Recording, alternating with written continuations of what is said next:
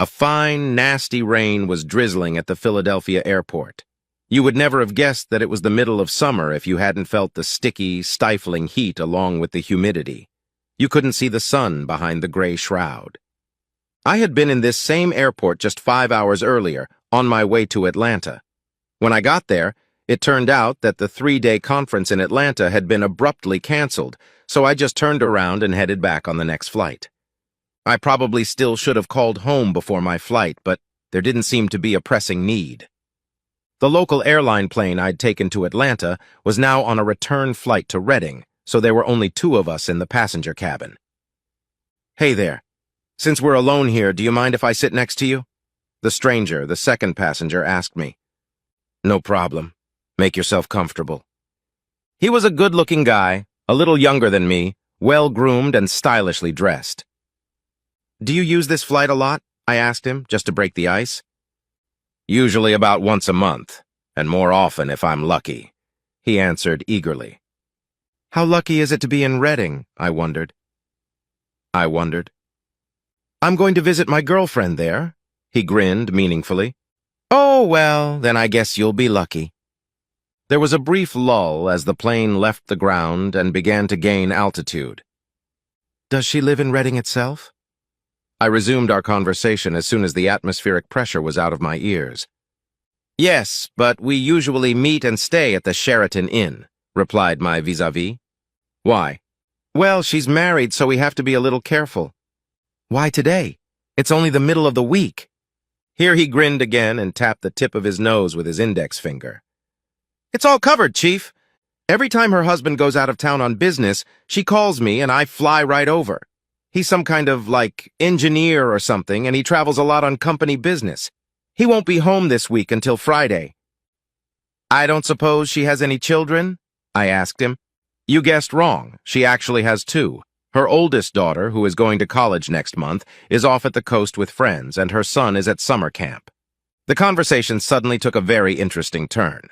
I reached into my shirt pocket and discreetly turned on my miniature tape recorder. "You guys are really good at this." I showed that I was really interested in his story, while encouraging this Cossack to keep going. "We're good at it because we've been doing it for 3 years now," the neighbor in the chair said smugly. "You're full of shit," I told him. "It's been 3 years and her husband still hasn't found out?"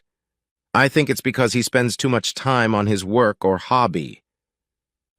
"What is it about a hobby that takes up so much time?" I threw another hook. The other passenger perked up. "You know, he buys and sells coins on eBay. I guess he makes a good living at it, at least from what Caroline had told me." That was the first time he mentioned his girlfriend's name. "Pardon my curiosity, but I'm really curious. How did this whole thing get started? How did a guy from Philly meet a married woman from Reading?" "Oh, it was a whole story." He flashed a $1,000 white-toothed smile. "I went there about 3 years ago for a conference. Actually, I'm in pharmaceutical sales, and the headquarters of the Pharmacists' Convention was at the King of Prussia Hotel at the time. At that hotel, I ran into a former member of our fraternity who lived there, Keith Furman. He had been sleeping with Caroline for over 5 years by then. By the way, the boy I mentioned, you know, the one who's at summer camp now, she got him from Keith, and the hubby still has no idea." He chuckled, leaning back, slapping his hands on the armrests of his chair and shaking his head.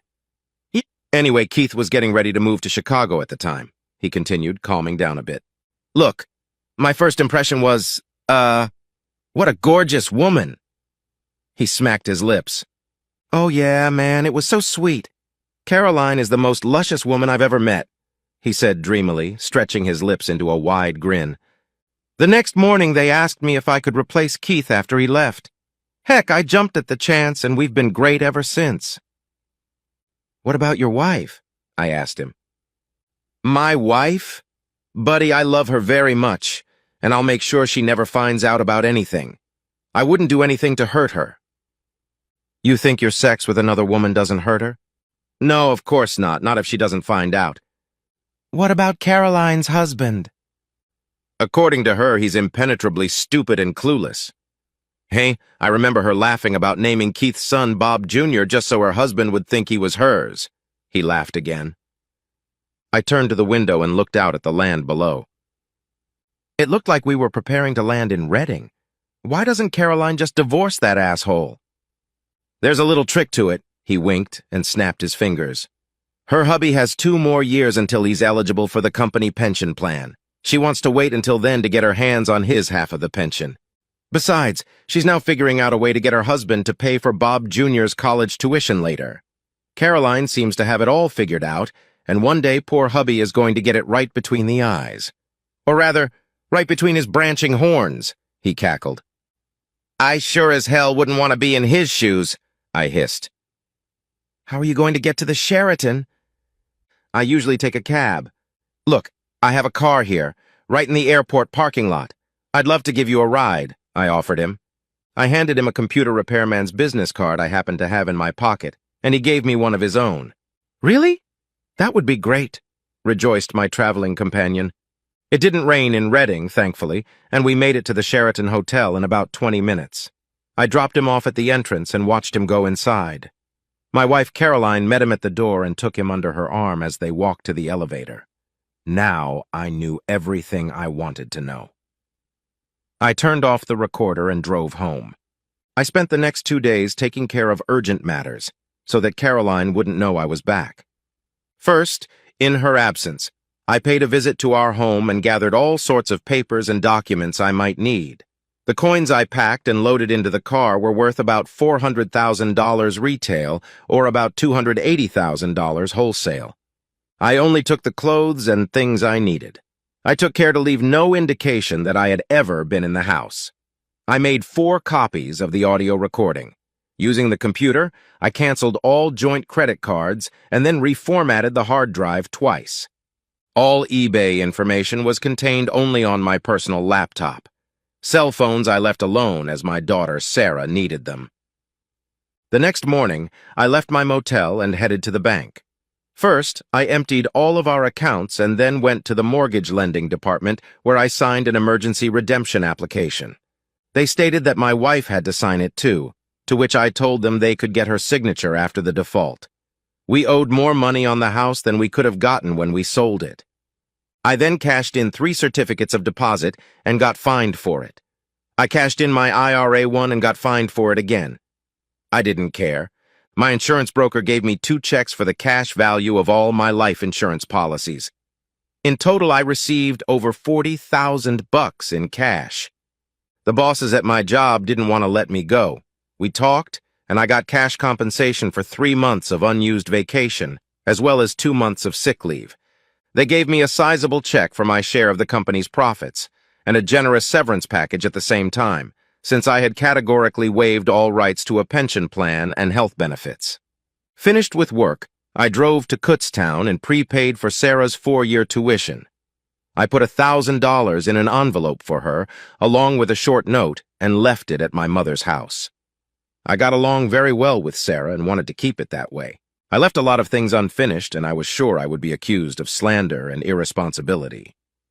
But I just didn't give a shit. I wasn't going to stay in Redding any longer than necessary. Finally, I handed my lawyer a copy of the audio recording and a mouth swab sample for DNA testing. After filling out the necessary paperwork, I handed him a wad of cash and promised to add more if he ever needed it. He would have to grace Caroline with the divorce papers in about a week. Epilogue.